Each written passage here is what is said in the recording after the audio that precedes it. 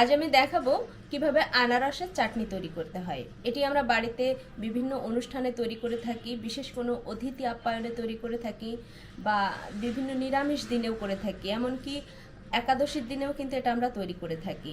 যে কোনো ভারী খাবারের পরে কিন্তু চাটনিটা খেলে কিন্তু খুব ভালো লাগে। তো যে কোনো ভারী খাবার যেদিন রান্না হয় সেদিনও কিন্তু আপনারা এটা তৈরি করতে পারেন। সহজ বাঙালি রান্না চ্যানেলের আরেকটি পর্বে আপনাদের স্বাগতম। এখানে আমি 2টা আনারস ব্যবহার করেছি। এখন আমি আনারসটাকে 2 ভাগ করে নেব। 2 ভাগ করে নেওয়ার পরে মাঝখানের যে শক্ত অংশ আছে সেটাকে আলাদা করে নেব। তারপর একটা চামচের সাহায্যে এভাবে পুড়িয়ে নেব।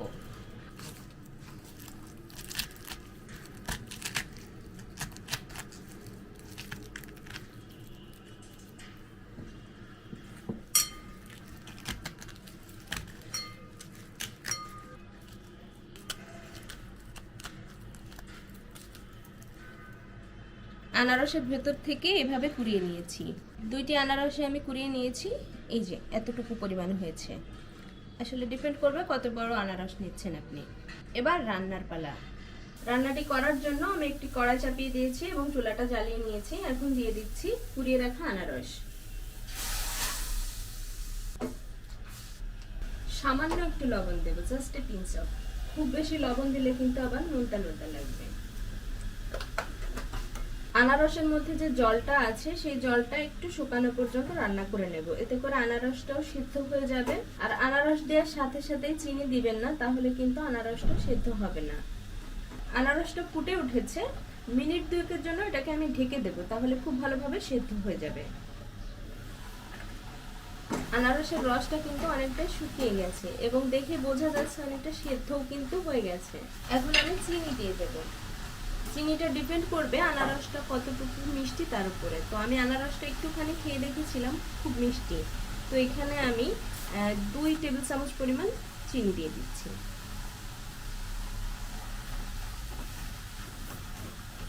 চিনিটা দেওয়ার পরেও কিন্তু চিনিটা গলে একটু জল বের হবে, দেখতেই পাচ্ছেন। তো এই জলটা শুকিয়ে যাওয়া পর্যন্ত হালকা আঁচে রান্না করে নেব।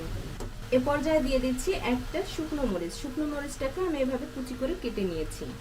এতে করে চাটনিতে খুব সুন্দর একটা টক ঝাল ফ্লেভার আসবে, স্বাদ আসবে এবং কালারটাও একটু চেঞ্জ হয়ে যাবে। যারা চাটনিতে ঝাল স্বাদটা চান না তারা মরিচটা অ্যাভয়েড করতে পারেন। চিনিটা দেওয়ার পরে যে জলটা বেরিয়েছিল সেটাও অনেকটা শুকিয়ে গেছে। এখন এর মধ্যে দিয়ে দিচ্ছি কিছু কাজু এবং কিশমিশ। এটাও কিন্তু অপশনাল।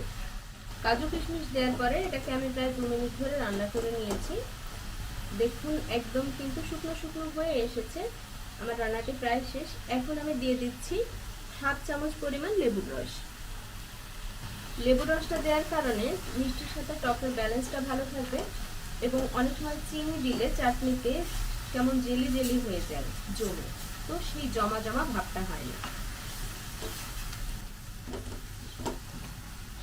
আমার রান্নাটি শেষ। এখন আমি চুলা বন্ধ করে দেব। যতটুকু রস দেখতে পাচ্ছেন শুকিয়ে গেলে, অর্থাৎ ঠান্ডা হয়ে গেলে এটা কিন্তু আরো কমে যাবে। তৈরি হয়ে গেল খুব মজাদার আনারসের চাটনি। এটিকে আপনারা লুচির সাথে খেতে পারেন, পোলাওয়ের সাথে খেতে পারেন, যে কোনো নিরামিষ দিনে খেতে পারেন, কিংবা একাদশীর দিনেও বাড়িতে তৈরি করতে পারেন। কারণ আমি এর মধ্যে যা কিছু ইউজ করেছি কোনোটাই কিন্তু একাদশীর দিনে খাওয়া নিষেধ এমন কিছু নেই। আমাদের চ্যানেলে আরও মজার মজার কিছু নিরামিষ এবং একাদশীর রেসিপি আছে। এই ভিডিও ডেসক্রিপশন বক্সে সেই ভিডিওগুলোর লিঙ্ক দেওয়া থাকবে, চাইলে দেখে নিতে পারেন। তো আশা করি রেসিপিটা আপনারা এনজয় করেছেন। ভালো লাগলে লাইক, কমেন্ট, শেয়ার করে আমাদেরকে একটু সমৃদ্ধ করতে পারেন। ভিডিওটি এতক্ষণ দেখার জন্য ধন্যবাদ।